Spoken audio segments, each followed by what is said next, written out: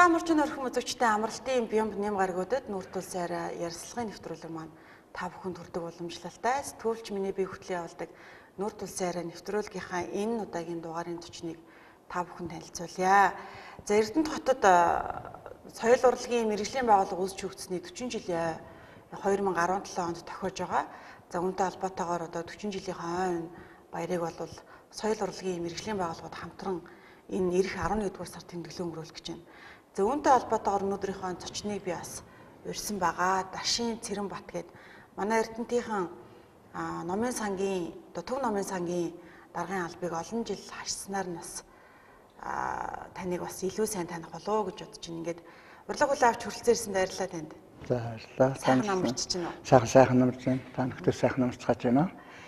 Тэгэхээр 1977 онд анхны соёл урлагийн байгууллагын суурь тавигдчихсэн гэж үзэж 40 жилийн түүхээ бас энэ онд тэмдэглэж ах шиг байна л да. Тэгэхээр 77 онд анх та одоо Эрдэнэтэд ирээд соёл урлагийн байгууллагын бас ажлыг хийжсэн ахтгач хүний нэг учраас өнөөдөр бас тэр талаарх дурсамж түүхийг ярих болов уу гэж бодож байна. Тэгэхээр миний эхний асуулт юу вэ гэхээр 1977 он гэж соёл урлагийн одоо мэргэжлийн байгууллагын үнд суурь тавигдсан гэж яагаад үзэх болвоо тэр.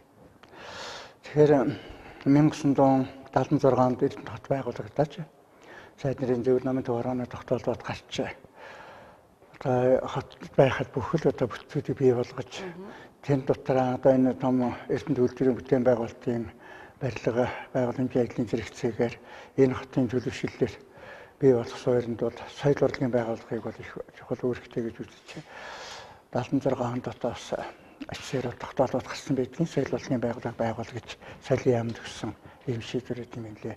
Тэгэд 1976 оны сүүлээр бол Булган аймгаас нэг кино жижиг хоёр мэдлийн кино ирсэн. За орчуудын салбар маань бол өөрийнхөө зураатын жижиг хэдэн зураатыг явуулсан.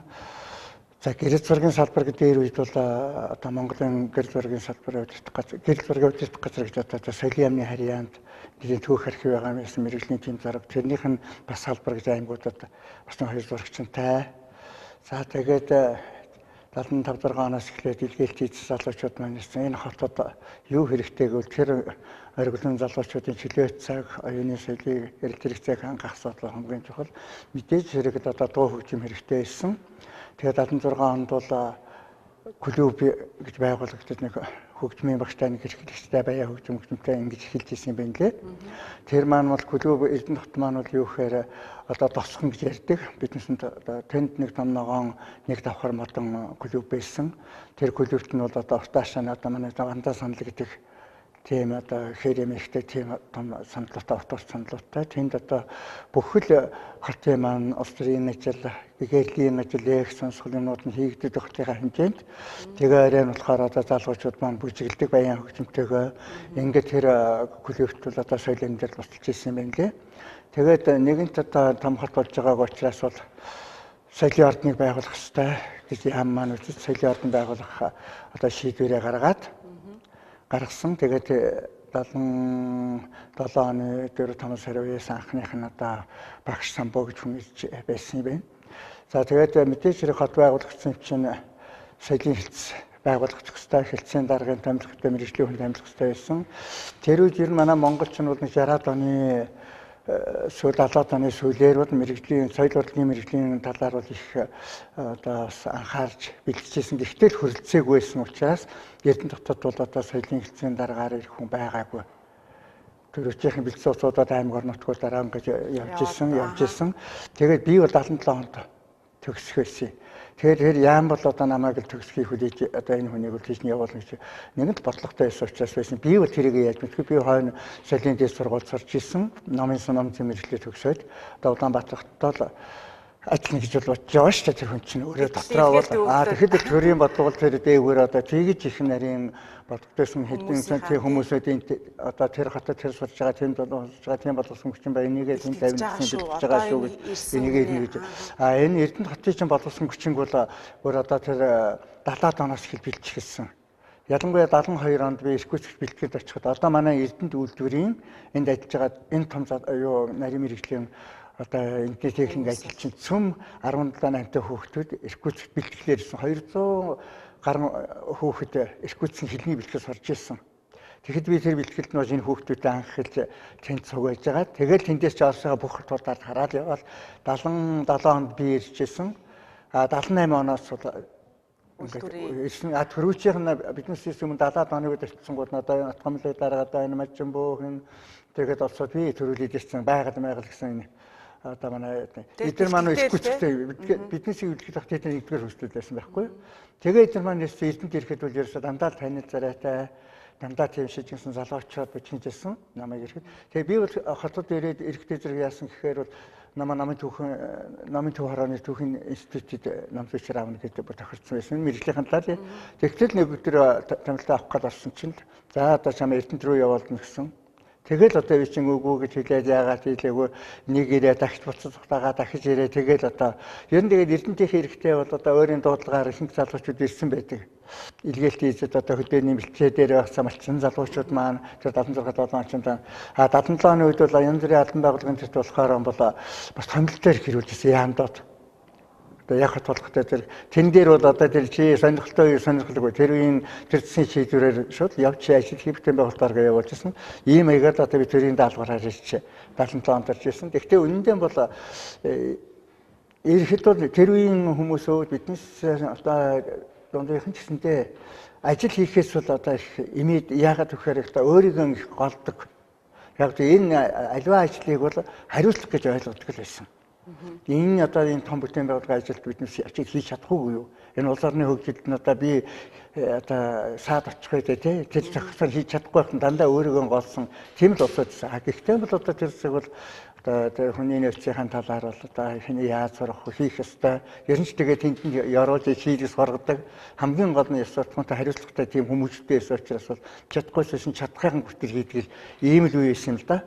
Тэгээд би энд ирэхэд бол одоо тэр дарга марга гэдэг ажлыг чинь хүн яг хөө яам хамгийн газар хийгээд нэг тийм байгууллагаар хийжсэн бол өдөрт хажилтаа ойлгохтой хэлээ шууд ажил хийх л байсан баг.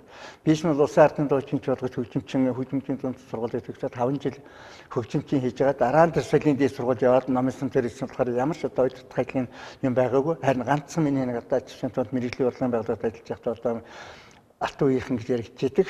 Тэр хүмүүсүүдтэй цугуулдан их ойр татна ажиллаж байсан. Мөр зэрэгтжсэн болохоор тэр хүмүүсүүдийн уран бүтээл хийжсэн тэр хүмүүсүүдийг мэдээж ойр татна байжсэн. Ялангуяа улсын ардын дуучин чуулгуудыг бол манай одоо хамгийн мундаг улсууд суужсэн тэр хүмүүстэй байсан болохоор бол урлаг соёлын ажлын талаар ойлгохтой байсан. За дараа нь яг соёлыгээд ажиллаа болоод ирсэн. Ийм учраас л одоо энэ соёлын ажлыг надад авсан байх ч утсаа ирээд хүрээд ирлээ. Ирэхдээ хүлээж авах тань. Севен дараа хүлээж аваад за одоо сайн за одоо ажилд аваад харин чи 20 ирлээ. Одоо ингээд оны эхнээс эхлээ соёлын ордныг байгуулахаас одоо чи бол одоо бүхэл эрдэнэтийн соёлын ордныг одоо ингээд соёлын байгууллагыг хариуцсан. Одоо эхний очид хийх ажил бол соёлын ордныг байгуул, дараа нь театр байгуулна. Соёлын ордныхаа байгуулныг яриад дараа нь театраа шууд араас нь хийжсэн да. Тэгэхээр манай цэвэн даргуул ер нь Эрдэнэтийн одоо эхний 10 хэдэн жил ажилласан хүн бол энэ Эрдэнэтийн бүх суурьд тавьсан маш их тийм өргөн цар хүрээ мэдлэгтэй өөрөө зохиолч, орчуулагч тэгээд спортын том одоо манай Монголын үндэслэгчийн нэг чөлөөт өгөх сан бас их зөв хотын суурийг их зөв тавьж эхлүүлжсэн хүн байна. Тэр хүмүүсүүд маань тэгээд залуучууд чигээ нөгөөл ингээд ажиллаж ирсэн. Тэгээд би одоо орохтой зэрэг орлоо.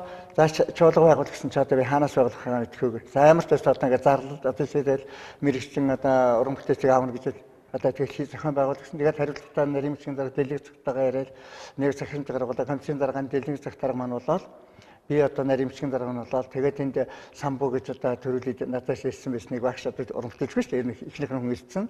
Тэгээд нэг соёлын гэлтийн даргаыг томтод төрж игдэж гэдэг хүн байжсэн. Тэгээд тэр хүн намайг эрэхтэй зэрэг соёлын ордны даргаыг хариуцуулна гэдэг. Ингээ бид хэд сууж байгаа л лавгсрын гэдэг нэг болгонд найруулагч байсан нэг найруулагч. Тэр хүн бол надтай зөв улаан хөдөд Дорн Цэбэрийн соёлын дэд сургуулийн найруулагч анги төгсөөд ордон ирчихсэн болгонд ажиллаж ирсэн санаж байгаа. Тэр эрдэнэт ирээд ингээд энэ бүтээн байгуулалт нийтмэдээ бас надтай авцсан яриад би ер нь танайд одоо найруулагчаар очивол болох байх тэрэг.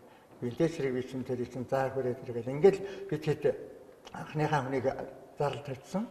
Тэгэхээр бол ер нь одоо бодлого бол нэгэнт одоо надад ийм том бодлого хэлэлцэх учраас би их бодож ирсэн л да. Яг чуулгуудын арчвал аймгийн соёлын орднуудын кадууд ирдэг байсан аймгийн соёлын орднуудаар театруудаар сумдуудаар явж урлаг соёлын нэг тусан яг бригадаар тусаж ажилладаг байсан. Тэдний уран бүтээлийн байдал хүмүүсүүдийн одоо хөгжил юмнуудыг харж мэдчихсэн учраас бол за манайх бол одоо яг тэгэхэд чинь одоо аймагуудын соёлын байгууллага гэдэг бол орднууд бол 10-аас 20 жилийн түүхтэй болсон. Тэгээ театр бол амжихгүй л явдаг байхгүй. Тэгвэл театр бол гэдэг чинь соёлын явж өөрөө мэрэгжлийн юмд бол маш том өндөр шалгууртай болсон хүчнийхэн нөхцөл материалын нөхцөл юм байж. Хугацааг шаарддаг. Хугацаа шаарддаг. Тэгэхээр бол одоо цэвэн даргал надад чиглэлтэй бол за 10 жилийн туршид театр тавах хэрэгтэй. Тийм учраас би бодохоор за энд бол одоо ингээ хөдөө аймгийнхан шиг нэг ингээ дуусаад авчираад тэгээд нэг хэдэн хүнтэй суулгачаад ингээд байгаа гэвэл ер нь болохгүй. Тэгээд ч аймагуд бас өчнөө 10 20 жил болсон уран бүтээлч өгөхгүй шүү дээ.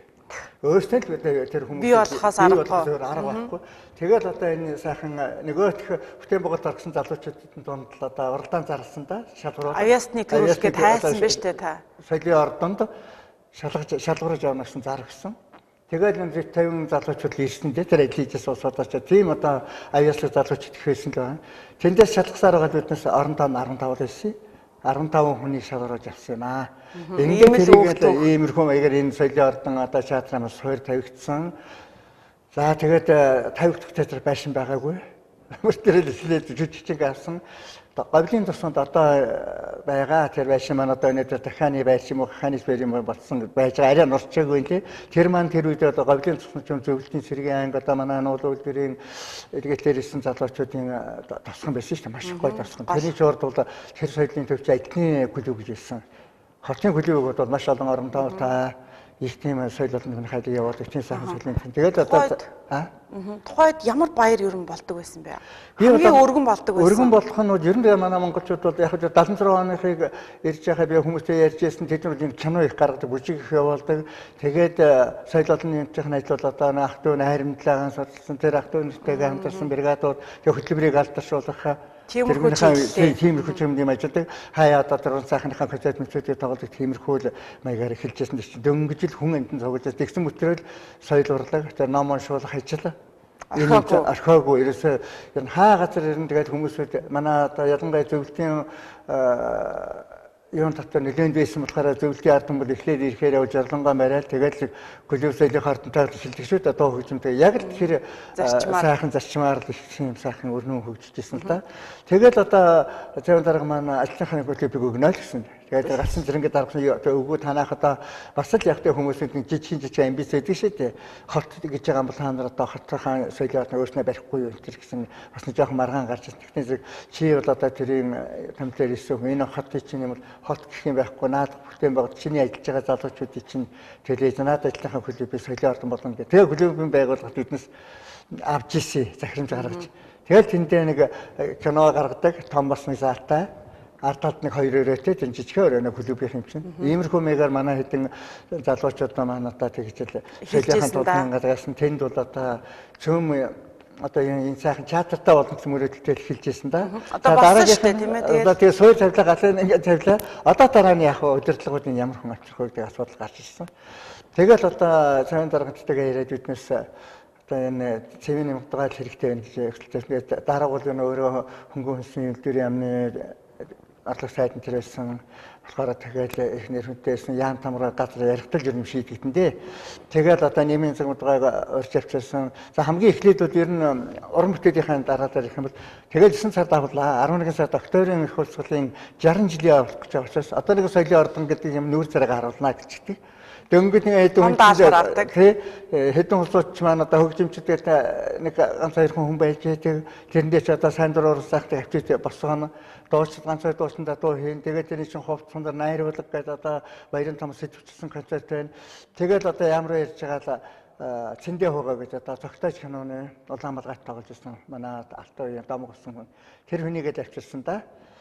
Тэгээд авчраад ингээл одоо нам хараа гэж байлаа. Тэгээд энэ чинь бүх өдөр болно дүүргөөд уран сайхантай авчраа концертын бэлтгэлээр болсон. За хорцгоноор яах вэ?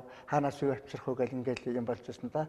Тэгээд бид нар наашаасаа цөмгөөгээл тэр үед чи мэдээч хэрэг би чинь зөвхөн соёлын ордон гэхээсээ бүгдийн хайр өчмөсө тэн дундор бас гүйн бүх юм амжуулна. Биднээс бол ер нь тэгээд тэнд байж байгаа ажилчид маань автобус унаа гэж байхгүй.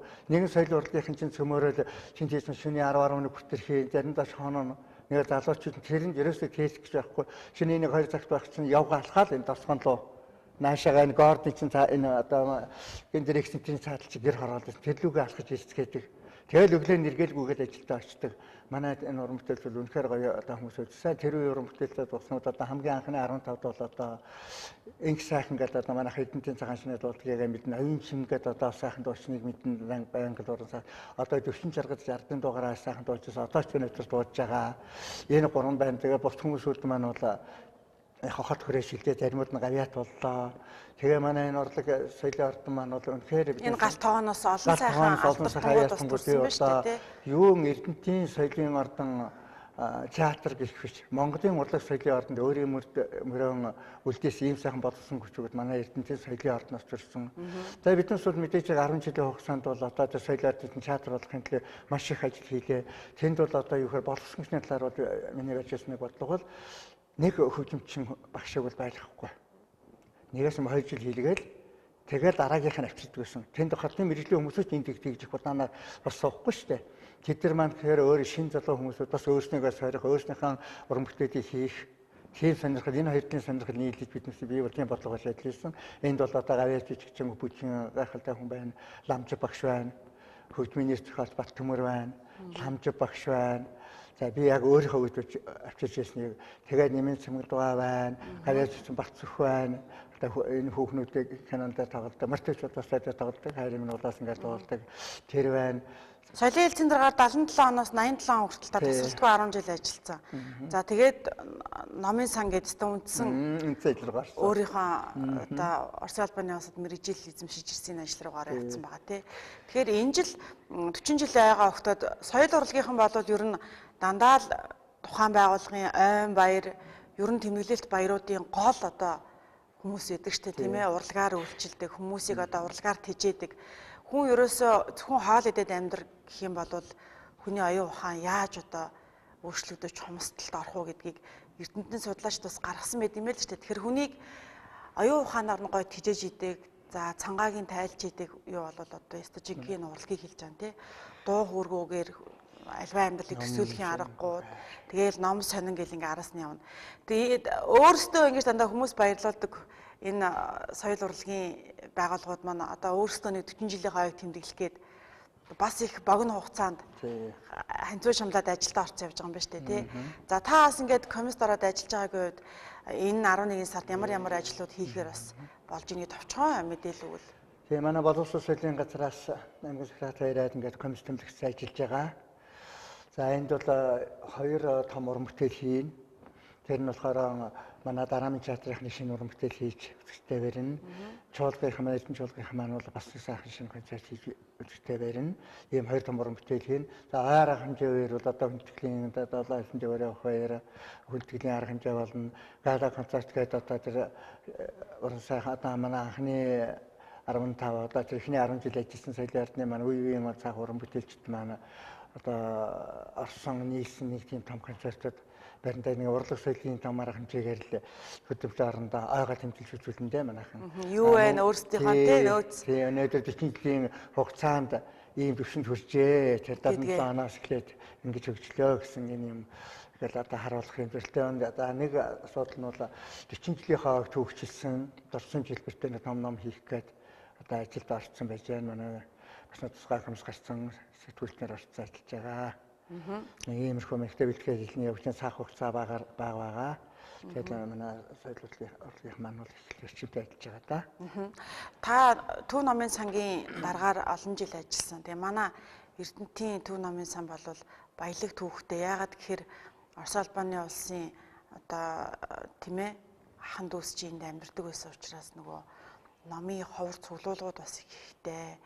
Тэгээ нөгөө бид нар ярьдаг штэ архив их сайтай номын сан гэж үздэг юм байлээ л дээ. Хэдэн оноос яг ийм бас сайхан суур тавигдав. Ер нь 76 онд тэр намын сангийн байгуулах тухай шийдвэр гарч ирсэн. Гэхдээ фонд мондгол яам тамган газар одоо мэдээж бүх бүтэн намын сангийн чинь байгуулахад 10-20 жилээр л улс улсынхаа төсвүүд багаар цуглаж ийл байдаг. Тэгэхээр хаач ямар нэг намын сан байгуулах дандаа хандваар ард түмнээс юм цуглуулж байгуулагч идэг шүү дээ. Тэгэхээр Эрдэнэтийнхнийг онцлоглохоо Монголын тэр их бүтээн байгуулалтанд бүхэл салбарууд их сэтгэлийн угаан гаргадаг байж л дээ. Монголын зохиолчийн холбоо гэж 2 машин 30-тай сэргүүлтэй шахах тийм 2 машинаар одоо цуглуулсан ном авчирч 76 онд ажилтны хөлөвд өгч ирсэн билээ. Тэгэхээр нэг номын сангийнх бас л байр байхгүй шүү дээ. Тухайд. Тий, тэгээд ерөөсөө нэг клубын тэргүүнээс бүгдээр ингэ болгоод аваалаа тавьчихсан. Тэндэг туяа гэж нэг одоо манай үйлдвэрчний зүйлийн наримшгийн дараа анхных нь хариуцсан инэвш гэж хүний гэр бүлийн хүн байдгийн. Тэр хүлээж авч ирсэн юм төвхтэй байт юм билээ. Тэгээд 76 оны сүүлээр 2-3 номын сан чахтайх маань аваад нөгөө хэдэн номуудыг нь аваад авалцсан. Тэгээд тэнд чинь янз бүрийн ном бас нэгтэй бас л зөвлөлтийн Орсын ном их байсан. Бүр хооч нэг тэнд чинь 40-50 оны үний янз бүрийн номууд байсан, янз бүрийн юм байсан доо. Тэгээд тэрийгээ биднес 77 онд биерэнгүүтэл одоо зэгцлүүлэх өөрөг өгсөн. Даа ч одоо өрөөнөр энүүх нэг юм жинэт тэр их ном чинь тэгэл янз гэдэг ихэд тоосроонтой сууж тэгэл хэрэгтэй юмудаа янзж аваад тэгэл 50 хийх уучлан ширэхэд нэг 3 остолтой 6 хүн суурна чинь тэр нөгөө ногоон клуб чинь нэг үзүртэн л байсан шүү дээ. Тэгжил хэлсэн да. Тэгэл дараа нь тэгэл жилдээ явсаар байгаа л одоо тэгэл урд угаарт хойтлын 2 өрөө байранд ороод тэгэл одоо 87 онд бас энэ одоо урт цагаан байж байгаа энэ сайхан байшин гэж номын дэлгүүр номын сан хоёроо оруулаад Эрдэнэт хотод маань бол одоо аль чимэгт байхгүй бас номын сайхан тийм өргөө ордонтой болсон доо. Тэгэл тэрний чинь одоо ялангуяа Орос ном бол би өөрөө мэрэгчтэй хүн байсан болохоор одоо захиалгуудыг ялангуяа 77 оноос хойш тэр үед ч одоо ном их ховор байсан. Тэр захиалгыг номын хөдөлгөөг чинь бид соёлын гэлтээ хаяалгадаг гэсэн. Тэр захиалгын хийх татаа уцааг зугаад нь хурдан татаж авах гэж маш нүсэр ажиллаж биелдээ. Тэгээд тэр чинь хадгалалт хамгаалалт тавиар хийнэ. Бас захиалгуудаа зөвлөлийн барилгын хүмүүсүүдээ ярьж тавиараа хийлгэн. Тэгээд тэндээс чинь бүхэл юмыг одоо дандаа л одоо өөрснөө авахар сан байгаа л бүрдүүлнэ шүү дээ. Тэрнээс бол одоо өнөөдөр нэг тийм тавиар байх хэрэгтэй мөнгө суулгаад үгүй тийм тавиарыг одоо яанаас авъя гэдэг асуудлууд ер нь байхгүй шүү дээ. Сэтгэлийн ажил их шаарддаг байж байгаа тийм. Сэтгэлийн ажил тэнд байж байгаа бүхэл хүмүүс болон тийм ажилласан. Тэгэл одоо манай өнөөдөр чинь номын төв маань ихэд бол Монгол улс завхрынхаа одоо тийм ер нь ажилласан үедээ бол ямар нэг юм тэр байгаагаас нь өөр заавал төрүүлж одоо нийгмийн хөгжлийг биднес харж явах хэрэгтэй. Соёлын ажилч хүн бол тэгээс өнөөдөр энэ нэг хэдэн хүнд тааруулж юм хийх үйл биш. Улс ор маань цаашаа яах хэрэгтэй. Уламжлал маань юу юм? Нэг тэгээд төрүүлж мэдэрч тэрлүүлж зүтгэж явах хэрэгтэй л дээ. Тийм ч учраас биднес бол одоо улстай бол анхудаа завгар номын сан мэдээллийн төв гэж одоо бүх аймгийн номын сонгуульчнууд нийтийн номын сан гэж нэрлэсэн манайх номын төв гэж нэрлэгдсэн. Номын хөдөлгөөний хүүхдийн номын сангаа, найрамд номын сангаа нийлүүлж ягаад нэг башинд нөрөөл нэг удирдлагатай болгоод бүх үйлчлэгээ хийжсэн. Улсын хэмжээнд улсын номын хөдөлгөөний газар татан богцсон шүү дээ. Бүх хэмжээ одоо байхгүй. Манай номын тэр хөдөлгөөн тэр татан богцсноос болж аймагуд маш их хохирохгүй юу. Тэгэхээр биднес бол ерөөсөө тэхгүй гэж үтгэл хөрчлөхгүй гэл. Тэгээ ховчлон авал дээр яг дэлгүүр хэд намаа биднес номын хөдөлгөөний үйлчлэгийг явуулна. 20-30 жил явуулсан туршлагаараа яг Эрдэнэтийн хүний төлөө хийх гэж байгаа учраас. Тэгээ биднес хийсэн 2009 онд би дэвтвэрт гартраавал тэр номын хөдөлгөөний үйлчлэгийг бол чинаагаас нэг цэгийн үйлчлэгээ гэж номын бүх үйлчлэгээ явж ирсэн. Надад бол номын хөдөлгөөний цэг нь болцсон байна лээ.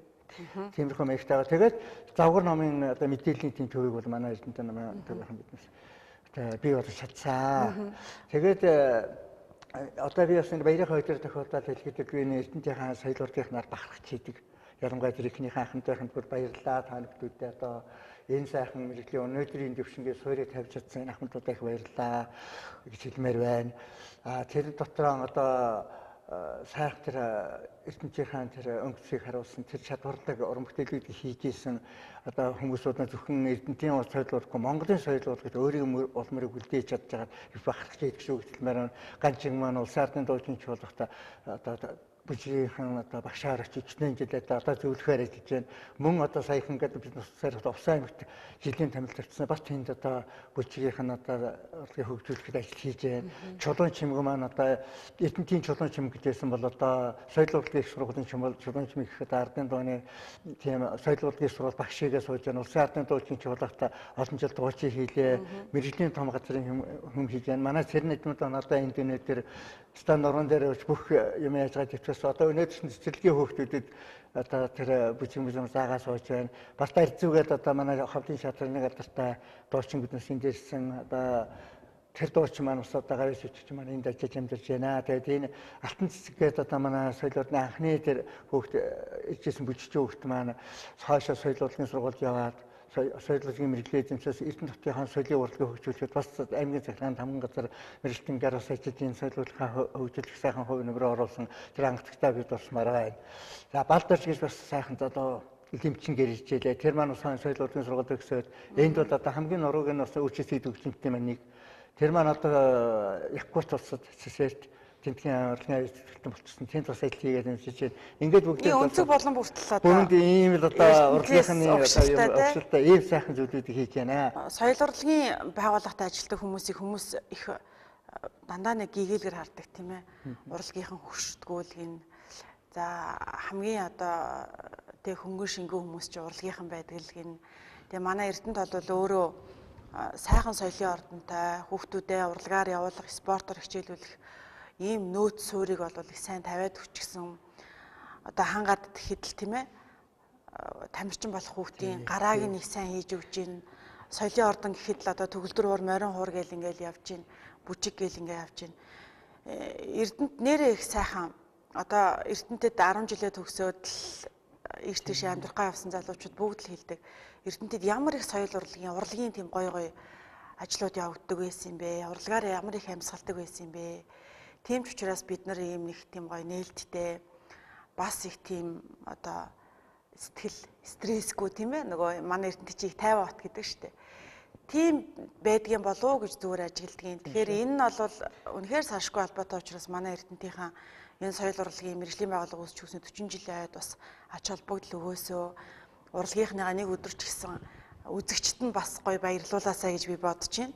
Яагаад тэгэхээр дандаа хүмүүсийг баярлуулж, дуу хуруугаар цэнгүүлж ингэж явдаг хүмүүс маань өөрсдөө бас нэг өдөр гоё алга ташилтан донд өөрсдийнхөө баярыг бас гоё хийгээсэй гэж бодож шүү дээ. Тийм. Тэгээд ер нь одоо яг бүтэц зохион байгуулалтаас болоод одоо ингээл бас жоохон хүндрэлтэй юмнууд байна л да. Гэхдээ өнөөдөр боловсрол соёлын газар маань бол одоо манай соёл урлагийг бас авч явахд бол олон жилээр ингэж авч явж ирсэн. Энэ үеийн хүмүүсүүд бас талархал ирэх хэрэгтэй гэж бодож байна. Гэхдээ манай соёл урлагийн хүмүүсийн эргээд жүжигчнээс нь эхлээл тэгэл одоо соёл урлагийн мэргэжлийн одоо ийм сайхан багжирт хүмүүсүүд зөвтгөлтөд болж идэг. Одоо боловсрол соёлын газрын мэргэжлээ хийж Алтан Баатар маань сургуулийн хөгжиж хөөхд бүжиг хийгээл гүйжүүлжсэн. Алтан Баатар маань тий. Тэгээ одоо өнөөдөр соёл урлагийн сургуулийг төгсөөд одоо өнөөдөр энэ урлагаа аваа явж байна. Тэгэхээр ийм сайхан залуучууд одоо араасаа дараагийнх нь хөгжиж бас одоо өнөөдөр энэ дугуйланд явж байгаа хөгжүүд чинь цөмөл одоо дараагийн хөгжлийн төвшөнд ирэхэд энэ урд усаар нь улам л их хөгжсөн байна. Тэгэхээр манай Эрдэнэт хотын манай соёл урлагийн энэ гал уламж бол улам л хөгжлийн сэтгэлэн гэж бодож байна да. Олуулаа олон тийм ээ. Соёлын ордон ер нь уурхаачин соёлын ордон гэж ингэж нэрших болсон маань хэдэн онд юм бэ? Тэгээд соёлын ордны уурхаачин соёлын ордон бол Эрдэнэт хот чинь бол эхнийхээ нээлтийг 78 онд хийх гээл 12 сард хийх гээл байхад олон үйлдвэрийнхэн бол одоо өөрийнхөө дээр ер нь том үйлдвэрүүд бол хамгийн том анхаарах асуудал ажилчныхаа эрүүл мэнд тэр чөлөө цаг оюуны хөгжилтний хангалттай байдгийн шүү дээ. Ерөөсөө хаана тийм юм байна? Тэнд том юм явж идэх хэвээр. Тэгээд тэр том сайхан соёлын ордныг барьж ордныг урт талд одоо өнөөдөр дараамж ят байгаа. Тэр 78 онд ашиглалтанд орсон юм. Тэгээд тэнд анхныхын дараагаар дасцар маань ирж дасцар маань ер нь тэр би түрүүний зохиолсон 67 оныхны бол одоо соёл урлагийнхны бэлтгэх ажиллаж хэрчмтэй явагдаж эндээс тэгэхэд одоо өнөөдрийн тэр үеийн би бүтээгдэхүүн тэр үед ирж ирсэн хүмүүс одоо хөгжмөдлийн сургууль гэдэг сайхан сургууль одоо энэ жил бас 80 жилийнхаа хийн. Одоо тэр маань энэ жил миний хувьд их гоё их тэгээ төвөнд оролцоод болж байна. Тэгэхээр энэ хөгжмөдлийн сургуулийн Одоо энд байх юм бол хаас нь хэрэгэд дагчран маань хөгжмөдийн сургуулийг төгсөөд дөрийн шат үуч хөгжмөдийн дараагаар аяа багш маань хөгжмөдийн сургуулийг төгсөөд энд дэжээс одоо энэ одон чимэг маань байж байна. За тэгээ би одоо зөндөө олон хүмүүсүүд би энд одоо энэ дөрөвдүгээр сургуулийн хөгжмийн багш нар зөв хөгжмөдийн сургуулийг төгссөн багш нар байж байна. Тэгээд манай хөгжмөдийн сургууль чинь зүгээр нэг хөгжмөдийн сургуулийн үүрэг бол мэрэгжлийн хөгжмөд бэлдэх хэрэгтэй байхгүй юу? Тэгсэн мөртлөө одоо энэ урлаг соёлыг хөгжүүлэх юмд бол маш их тэгсэн. Тэгээ манай урхайсан соёлын ордон бол Монгол байхгүй соёлын ордон л да. Одоо ч гэсэн ийм соёл ер нь аймаг орон нутгад соёлын ордон гэдэг юм бол уцтсан. Соёлын ордон бол ерөөсөн хамгийн чухал юм нь бол хүмүүсүүдийг гэгээрүүлэх, тэр урлаг соёлыг ойлгодог, гоо сайхны боловсролыг эзэмшүүлэх, тэдний чөлөө цагийн ахнууд маш том байгууллага. Би 77 онд ирээд байж хата аймгийн соёлын орднууд бол яг вэ бас мэрэгжлийн юм хийдэг байсан баг. Тэгтээ нас соёлын ордны соёл гэгэрлийн ажилд их дурггүй л дээ. Яг тэгэхээр мэрэгжлийн байгууллагыг олдох гэдэг байхгүй. Тэгтээ зэрэг тэр үед бол миний бас нэг барьж ирсэн бол цөмөрнгийн байгууллагуудыг хуваарлага уран сайхны ажилд их явуулдаг гэсэн. Тэд нар чинь дуучид нь дуу зааж өгнө, хөгжмөдний хөгжмийн хандлагатай болгоно. Манай Эрдэнэт хот бол урлагийн үйлчлэг гэдэг чинь бараг л энэ бүх ард түмний наадам шиг л Эрдэнэт хот их явдаг байсан. Одоо эргээд энийг бас сэргээ хийхдээ хотмаа сайн нэг жоохон хямрлаа. Улс орны нэг шилжилтийн үед. Одоо эргээд энэ сайхан болж байна. Хамт олонгууд төлөвшөж байна. Үйл аргалан байгуулалтыг зэгцэрж байна. Бас одоо хүмүүсүүд хамтлах нийгэмшиг хандлага байж байгаа. Энд бол тэр урлаг уран сайхны адил маш их чухал. Одоо энэ урлагийнхаа үйлчлэгүүдийг харин бас ишлүүлэх хэрэгтэй байхаа гэж бодож байна. Зөвхөн байгууллагаас гадна гэр бүлийн урлагийн үйлчлэгүүдийг явуулдаг гэсэн мэднэ. Их чухал. Даржаван одоо гэдэг сайхан мундаг гэр бүлийн хамтлаг байлаа. Өшөө гал хамаанд байсан баяр сайхныхаа мундаг хамтлаг байлаа. Бүрчлүнгаа одоо танаараа телевизэн үндэслэх тэднийхэн гэдгээрээ одоо пагмугааг сайхан бурхан бол нэг мундаг бие биелгээ хийдэг хүн байлаа. Инх тайван гэдэг хүн нэг сайхан хөгжмийн зохиолч хүн байлаа.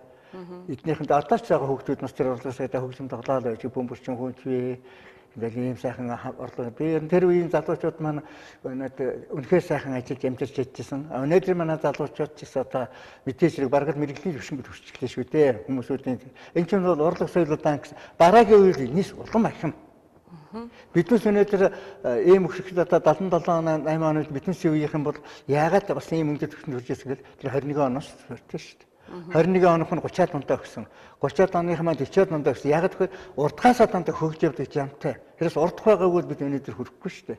Тэгэхээр одоо өнөөдрийн залуучууд маань бас дараагийнхаа одоо хөгжил зэвсэгдэл одоо суурин тавиа явж байгаа шүү дээ. Та бүхний үед бол бас их төрийн бодлого соёл урлагийн байгууллагууд руу боловсролын эрүүл мэндийн гэдгийн салбарууд руугаа их сайн орж чаддаг байла. Та бит хоёр ярианыхаа ихэнд нөгөө түүх ярихтаа хэлсэн шүү дээ тийм ээ. Дандаа бодлогоор болгосон хүчнээ явуулдаг байла. Одоо болвол бас урлагийн байгууллагууд дээр заримдаа одоо мэрэгжлийн бас улс төрийн томилгоо хийгдэх гэдэг болчлоо. Энэ маань энэ байгууллагуудыг мэрэгжлийн талаас нь жоохон гажуулдуулах. Ер нь тийм би шүү гэдэг дээр одоо мэрэгжлийн байгууллагын таны үеийн одоо ахмад уран бүтээлчд бол шүүмжлэлтэй ханддаг штэ.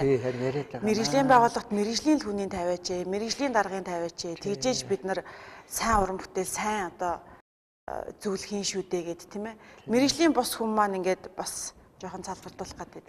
Тийм тиймэрхүү нь бас гарч гайл идэх юм байдаг юм аа. Тэгээ яг одоо арай өөр болох байлгүй те. Зөв галдралтай байна. Ягаад гэхээр нийгэм өөрөө шаардлага болж байна. Өшөө боловсон хүчингүүд нь өөрсдөө чадварчж байна. Тэд нэр ер нь тэгээд дарга ямар байх вэ гэдэг асуудалд бол хамт олон их нөлөөтэй байдаг байхгүй юу. Тэр хамт олонгууд зарчим шаардлагатай хамт олонгууд өөрөө тэр ажилдаа зүтгэдэг тийм байхгүй бол одоо сүүлийн үед нэг айхтар юм бол даргынхаа аргыг олж амьдрахдаг. Дарга нар нь тийм байдалд оруулж байгаа. Одоо өнөөдрийг хүстэй байж байгаа улсын амьдрал чинь энэ хамгийн эмзэглэж байгаа. Тийм учраас бол одоо дарга харах биш. Энэ сайхан боловсрол эзэмшиж байгаа энэ сайхан залуучууд өөрсдөө идэвхтэй өөрсдөө тэр нийгмийг байгуулах хэрэгтэй. Ялангуяа урлагийнхан бол мэрэгчлээ алдах хэрэгтэй тий. Манай урлагийнхан бол ер нь уран бүтээлчд бол арай халахгүй юм чинь тэрэлдээ. Уран бүтээлчд бол тэгтээ өдөрт хүмүүсүүд нь тэр сайхан хүмүүсүүдийг олж илрүүлэх. Тэр тал дээр хүний талаас одоо төрөний тэр миний тэр олон улсуудыг авчирч чинь дандаа тийм Америк улсуудыг авчирч дандаа тэр хүмүүсүүдийг тэрнээс за энэ миний нэг дүү байгаа юм миний нэг найз байгаа юм гэх тэн дээр урлагт бол байх боломжгүй юм чинь. Арай алга байна. Яах вэ? Үзэгчээл үнэлэгдэн шүү дээ. Тэр уран бүтээл юм чинь. Тэрүүгээр бас их одоо спорт гэсэн тийм биз дээ. Гэхдээ спорт гэсэн одоо өнөөдөр ингээд харахад хичнээн тэмцэж явж байна. Өнөөдөр манай төшөө боломжтой байж байгаа бас л Хоёр адилхан дуу хүн байж хаад нэг нь илүү байж хаад нөгөөдхийн дараа л одоо энэ холбоотой спортоо холбоотой ямар энэ нийгмийн бэлэн энийг юмыг давах хэрэгтэй. Энд бол тамирчид өөрсдөө маш их уран бүтээлчид бол өөрсдийнх нь итгүү санаад одоо өнөөдөр ч гэсэндээ төрийг муулах биш. Өөрсдөө төр хариуцлага хариуцлага тооцдог болох хэрэгтэй. Тэрнээс бол нэг тийм байхгүй гэж яриа суух юм бол хизээч энэ сайжрахгүй гэж боддог шүү дээ. Ер нь ч улсууд хийж байгаа шиг байна то. Одоо нөгөө ном унших асуудал чинь бас их хэмзэг. Ном бол ертөнцийг харах цонх гэдэг энэ том томьёолыг дэлхийн нийтээр хүлээн зөвшөөрсөн. Гэтэл сошиал ертөнц цахим хэрэглээнд нэвч шуут одоо тий шумбаад орчихсон одоо яг нийгмийн үед бол залуучуудын тарих айг өөрөөр яваад байна л да тий. Дандаа нэг өнгөцгөн ийм зүйлээр. Гэтэл ном маань өөрөө ингээд ямар гайхалтай агуу зүйл үлээ гэдгийг одоо ингээд яг мартагнаад тах шиг. Энийг яаж одоо бид нэр сайжруулж өөр төвшөнд авчих боломж вэ? Энэ бол юу юм аа? Та магадгүй эмзэглэдэг баг. Эмзэглэхээр барах уу?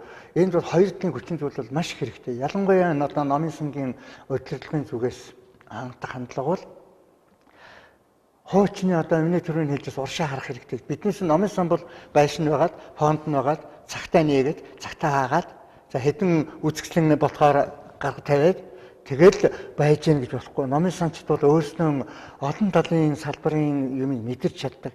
Дээрээс нь одоо хуучнаар их оронч сэтгэл ийм бүр онцгой хүмүүсүүд байх ёстой. Уншигчтай яаж татах вэ? Уншигчдыг татхад харин тийм чадвартай байж тэр хүмүүсүүд хүүхд байхаас нь эхлэх ёстой. Биднээс одоо үеийнх ном уншнахэр хэдийгээс уншсан гэхээр бол хүүхд байхасаа л багш нар маань ном уншдаг. Багшаасаа нэг хичээлээс нь хумслуулж 5 минут 10 минут уран зохиолын ном яриулах гэдэг л байсан юм. Багш нар нэг жоох ном их гоё ном байсан ингээд багшаа яриа хэрэгжиж байгаа. За тэгвэл таамс хичээлээ даалгавраасаа хийгээд ирсэн цагт даалгавраа хийсэн чинь дараад биднээс ярин шүдэг. Биднээс чинь хичээл дээрхтээ даалгавраа хийгээд нэг 5 минут илүү гаргах гэдэг л байсан гэдэг миний үед бүхэл адилхан л үед таараа. За тэгээд ном унших 3 хүчин зүйл вэ. Номын сан чинь тийм өндөр чадвартай байх хэрэгтэй. За тэгээд тэр номын уншлах үйлчлэгээний олон одоо техник одоо тэр чиглэлийн ажлууд байна. Тэрийг эзэмших байх хэрэгтэй. За дараагийнх нь асуудал бол ерөөсөө ном уншуулах гэдэг нь нийгмийн ажил. Ерөнхий боловсролын сургуулийн багш нар маш өндөр одоо хүүхдүүдэд хандах хэрэгтэй. Ер нь одоо сүүлийн үед одоо яригадаад байгаа ард түмэн яриад байна шүү дээ. Хүнийг зүгээр ном уншдаг болгох биш. Ном уншдаг сэтгэлтэй болгох хэрэгтэй байхгүй. Зүгээр ном унших гэж хэлээд бол уншихгүй. Тэгэхээр тэр хүүхдүүдийг хүн болгох талаас нь ерөөсөө ертөнцийн бүх юм саяхан би нэг юмуд уншижсэн дээр Японы солонгосын хөгжлийн нууц юундаа ихтэй ёс суртахуунлаг болох хэрэгтэй байсан.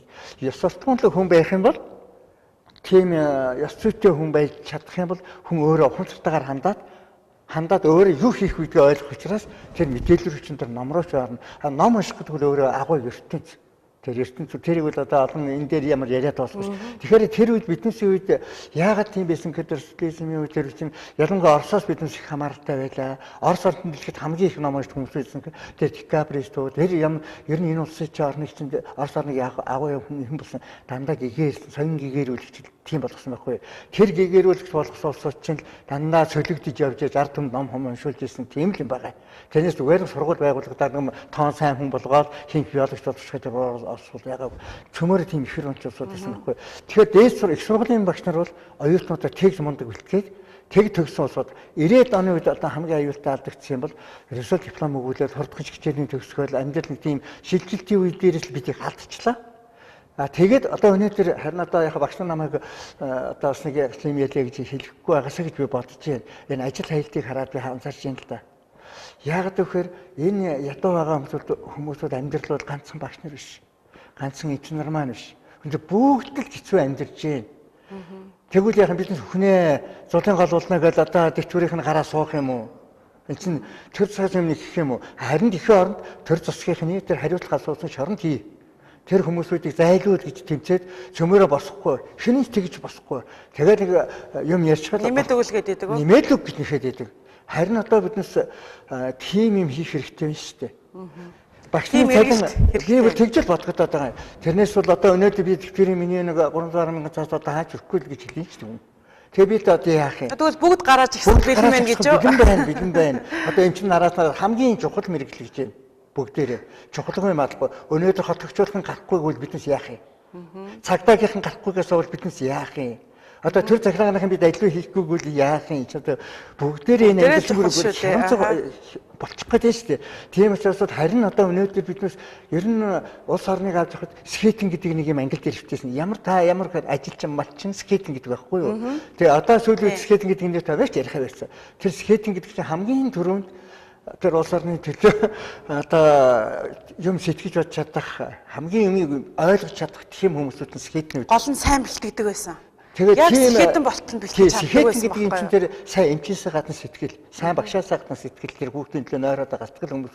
Одоо өнөөдөр яах юм тэгээд бид багш нар чинь өөрийгөө зөвхөн амьдрал хэцүү юм бол бусдын амьдрал сайжруулах бол биднээс онцгой л гэдэг нь шүү дээ. Онцгой юм гэж үл энэ байж болохгүй л гэж би иргэнийхээ хувьд чинь биднээс тэгээ хүмүүжүүлсэн болохоор тэгж байж магадгүй дээ. Одоо тэгэхээр яа их удаа өөрийнхөө бодлыг хэлжтэй. Тэгэхээр биднээс чинь нэг юм байдаг ч нэгэндээ таалагддаг багш нарынхаа юмыг болохоор бид нар буруу гэж би үзэн ядаад байгаа юм алга байна. Яг тэр хүмүүсүүд өөрийнхөө бодлыг л хэлж байна. А бидний шиг улсуудыг ярьж байгааг нөгөө дуулам нь энэ нэдэг гачаануудад бас ярихгүй. Ер нь тэгээ хүмүүсүүд их тийм гэгэл нэгнийхээ бодол санааг хүнддэгдэг те.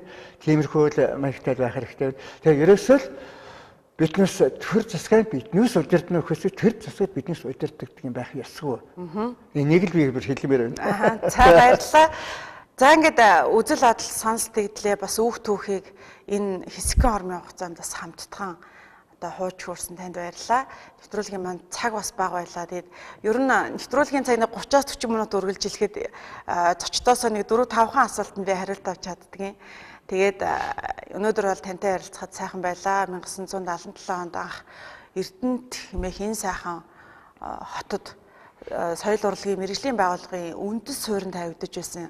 Тэгээд өнөөдөр 17 онд 40 жилийнхаа юм сайхан тэгшөөг тэмдэглэж байгаа урлаг соёлын одоо энэ байгууллагын нийт уран бүтээлчтэй үе үеийн одоо анхдагч нартаа энэ суурийг бат бөх их сайхан одоо тавьж өгсөн. Нэг осондоо байшингоор бол фундаментыг сайн зутгаж өгсөн ахмад одоо уран бүтээлч азаа бурлуудаа барьсан талархснаа энэ ташрамд бас нэвтрүүлгийнхаа хамт олонны зүгээс илэрхийлье. Ингээд би Ташийн Цэрэнбат гээд бас Эрдэнэтийн соёл урлагийн байгууллагын өв түүхтэй холбоотой нэг эрхэм хүнийг урьж ярьслага өрнүүллээ. Ингээд баярлалаа танд. Тэгээд цөөн хормыг танд үлдээ. Та бас за баярлалаа. Өөрийнхөө сэтгэлийн үгээр ярьслага өндөрлүүлэх байна. Баярлалаа. Өнөөдөр энэ сайхан нэвтрүүлэгтээ урьжсэн танай хамт олонд баярлалаа.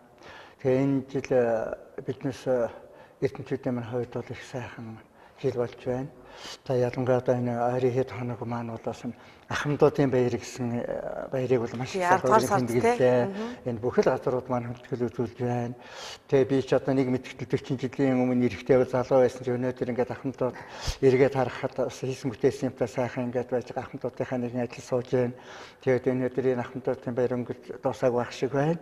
Эрдэнэтийн тэр 70-аад оны дундуур ирсэн илгээлтийд ахмадууд энэ бүтээн байгуулалт хийсэн тэр ахмадуудаа та нараа бахарх хэрэгтэй шүү. Та нартаа хамгийн сайхан бүхнийг хүсье. За өнөөдрийн бүтээн байгуулж байгаа энэ залуучуудаас их амжилт хүсье. Танай хамт олонд ялангуяа энэ одоо өнөөдрийн улс орны маань хөгжил цэцгэлэлтэнд хамгийн чухал нээлттэй ертөнц маань та нөхдөөдөөс маань их зүйл шалтгаална. Бид бүхэн хадаад их баярлж байдаг танай нэвтрүүлэгтээ. Ингээ та нөхдөд ажил амжилт хүсье да. Баярлалаа танд. Ингээ Нүүр тулсан яриа нэвтрүүлгийн ээлж дугаар өндөрлөж байна. За бидний ярилцлагыг духлан сууж таалан сойрхсон үзэгч та бүхэндээ талархснаа илэрхийлье. Амралтынхаа өдөр гэр бүлийнхаа халуун дулаан ур амьсгалын дор энэ өдрийг сайхан өнгөрүүлээрэ. Ирэх дугаараар иргэн уулзъя. Баяр таа.